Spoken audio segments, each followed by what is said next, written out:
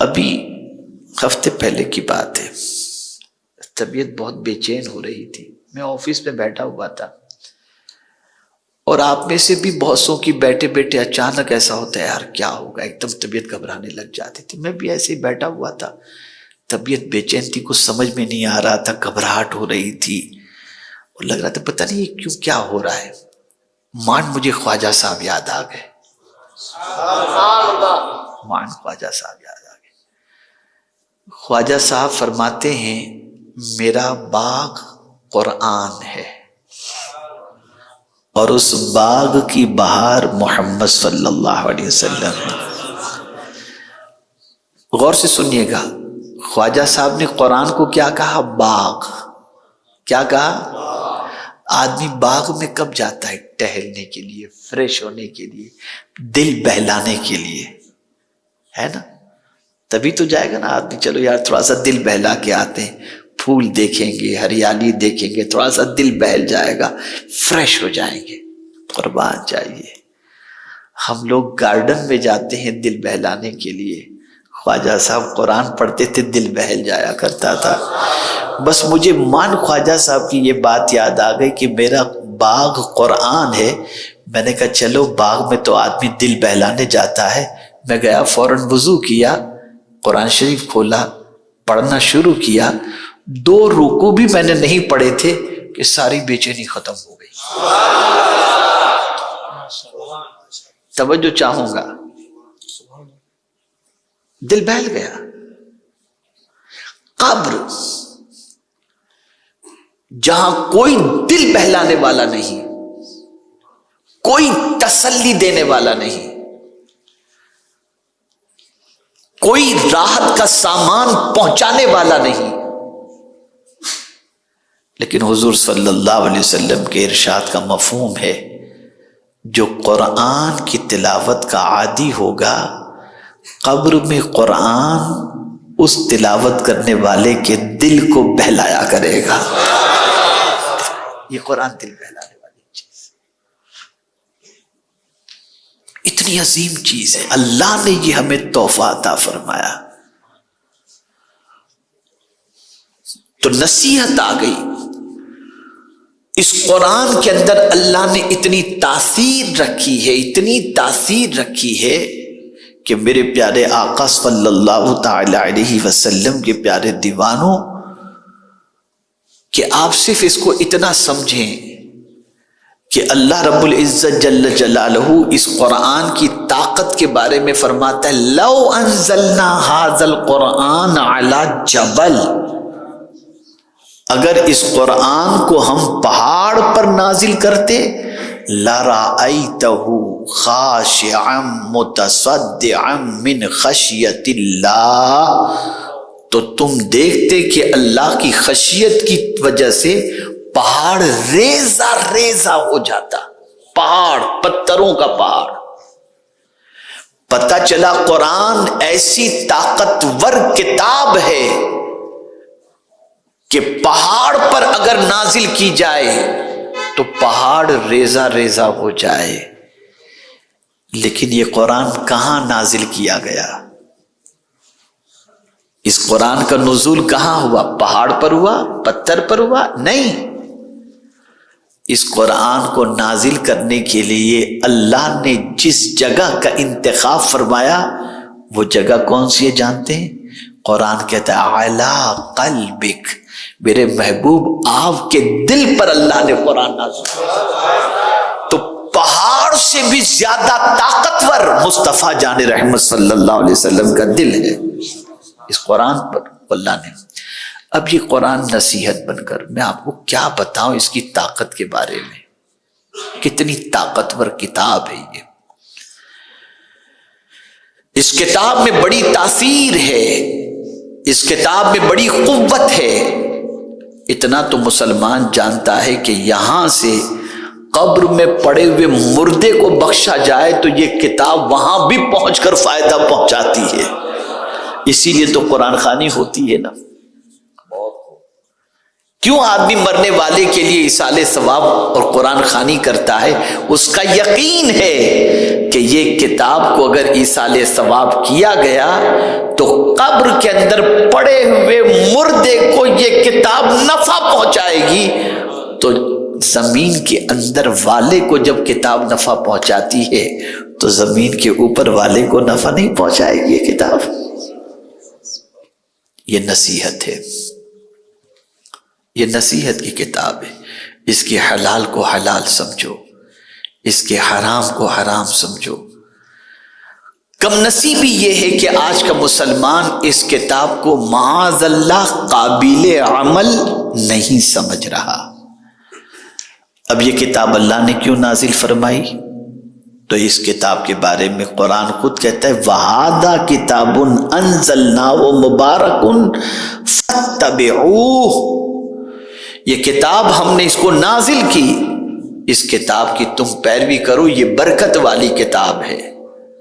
اس کتاب کا اثر میں آپ کو بتاؤں، آقا کریم صلی اللہ تعالی علیہ وسلم تلاوت کر رہے تھے، جنہوں نے قرآن سنا، جنہوں نے قرآن سنا، کافر جن بھی ہوتے ہیں، جن میں مسلمان بھی ہوتے ہیں کافر بھی ہوتے ہیں، تو کافروں کی ایک جماعت تھی جن کی، انہوں نے قرآن سنا۔ حضور صلی اللہ علیہ وسلم کی زبان سے قرآن سننے کے بعد قرآن کا اثر ان کے دل پر اتنا ہوا کہ انہوں نے جو کہا اسی کو قرآن کہتا ہے اِنَّا سَمِعْنَا قُرْآنًا عَجَبًا، ہم نے ایک عجیب قرآن سنا، یہدی الی الرشد، وہ سیدھے راستے کی طرف رہنمائی کرتا ہے، اور ہم اس پر ایمان لائے۔ جنہوں نے حضور سے قرآن سنا تو کفر چھوڑ کر ایمان کی دولت سے مالا مال ہو گئے اور عہد کیا وَلَن نُشْرِكَ بِرَبِّنَا أَحَدًا، آج کے بعد اللہ کے علاوہ اللہ کا ہم کسی کو شریک نہیں ٹھہرائیں گے۔ میرے پیارے آقا صلی اللہ علیہ وسلم کے پیارے دیوانوں، یہ جنوں کی پوزیشن رہی، اور ابو جہل جیسا دشمن رسول بھی حدیث مبارکہ میں موجود ہے، سیرت کی کتابوں میں موجود ہے کہ رسول اعظم صلی اللہ تعالی علیہ وسلم کی زبان سے قرآن سننے کے لیے وہ چھپ کر کے حضور کی دیوار کے پیچھے کھڑا رہتا تھا تاکہ حضور سے قرآن کو وہ سن لیا کرے۔ چھپ چھپ کے لوگ قرآن سنتے تھے۔ ضرب لگاؤں گا، میری عادت ہے، آپریشن نہ کروں تو مجھے اچھا نہیں لگتا۔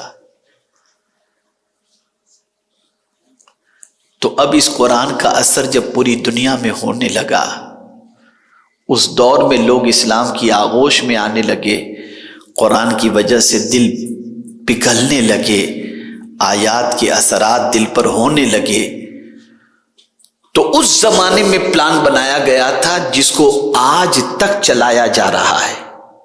وہ کیا؟ کہ کسی بھی طرح سے قرآن شریف کی تلاوت کی آواز لوگوں تک نہ پہنچے۔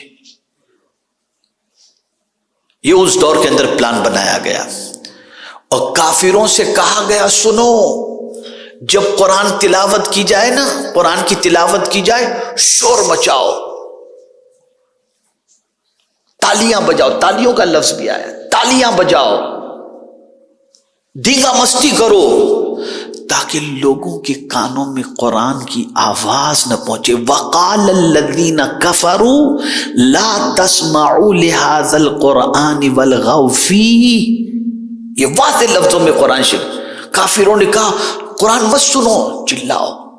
پتہ چلا، توجہ چاہوں گا، پتہ چلا کافر بھی جانتا تھا کہ قرآن سے دل پگھلتا ہے۔ اے مسلمان، تیرا دل کتنا سخت ہو گیا، ہر جمعہ کو خطیب خطاب میں قرآن کی آیتیں پیش کر کے تفسیر بیان کرتا ہے، دل پگھلنے ہی کو تیار نہیں۔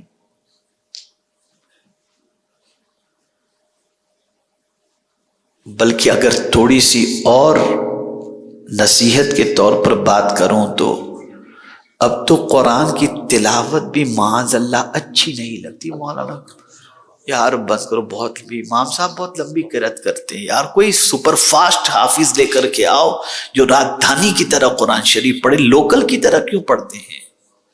حال بن گیا۔ اور قرآن کی آواز کانوں تک نہ پہنچے اس کے لیے ہر کان کے اندر گانے آ گئے، ہر گاڑی میں گانے آ گئے، ہر جگہ پر گانے آ گئے۔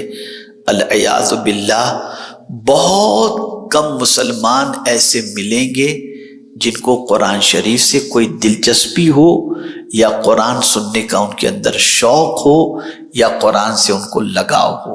چونکہ دستار بندی کا جلسہ ہے تو میں قرآن کے بارے میں عرض کر رہا ہوں، بڑی عظمت والی کتاب ہے یہ۔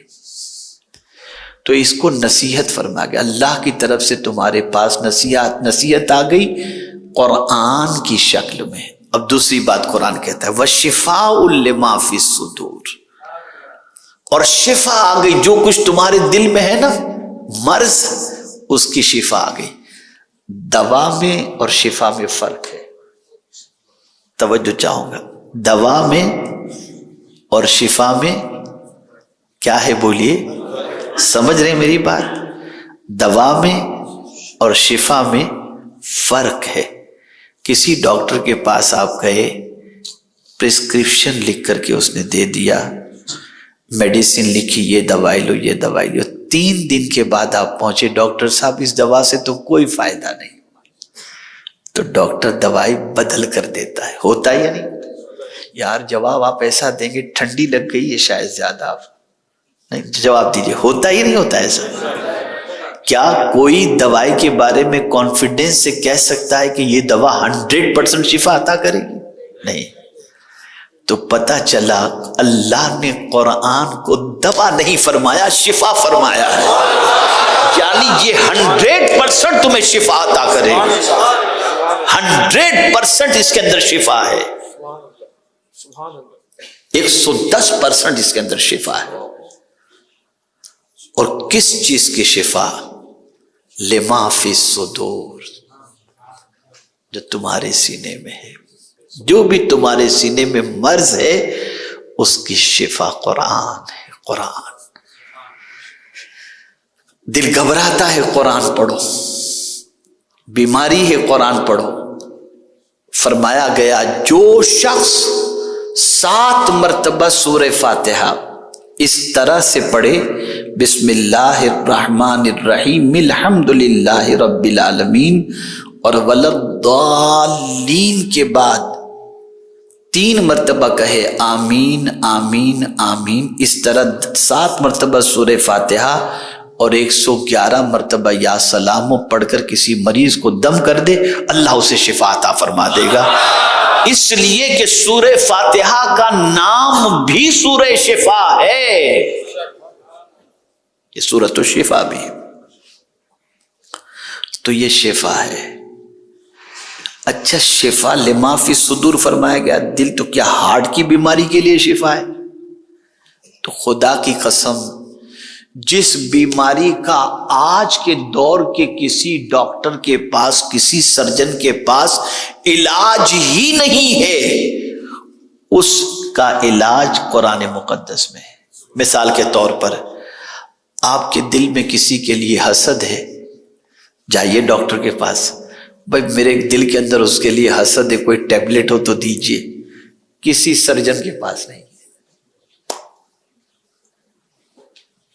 آپ کہیں میرے دل میں فلاں کے لیے کینہ ہے، کوئی ٹیبلٹ ہو تو دو، بھائی میرے پاس کوئی ٹیبلٹ نہیں ہے۔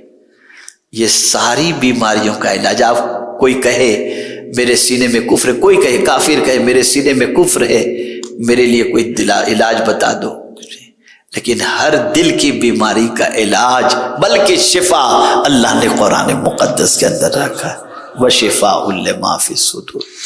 پھر آگے فرمایا وَہُدًى، اور ہدایت ہے، یہ راستہ دکھانے والی کتاب ہے، یہ راستہ دکھانے والی۔ بہت ساری کتابیں راستہ دکھاتی ہیں، لیکن سب سے سیدھا راستہ دکھانے والی کتاب قرآن ہے۔ ان ھذا القرآن یہدی للتی ہی اقوم بے شک سب سے سیدھا راستہ دکھانے والی کتاب قرآن مقدس ہے سب سے. اسی لیے حضرت عبداللہ ابن عباس رضی اللہ تعالیٰ عنہما فرماتے ہیں میرے اونٹ کی رسی بھی گم جائے تو میں اسے قرآن سے تلاش کر لیتا ہوں. اور پھر رحمت فرمایا، کیا کہنے، ہم تو ہر چیز میں رحمت ہی رحمت ہم کو اللہ نے عطا فرمائی. رسول ملے تو رحمت للعالمین. ہمارا رب رحمان الرحیم، اور قرآن کو بھی اللہ نے رحمت بنا کر کے ہمیں عطا فرمایا. اتنی رحمت والا، رحمت کو پانے والا انسان آج زحمت میں کیوں ہے؟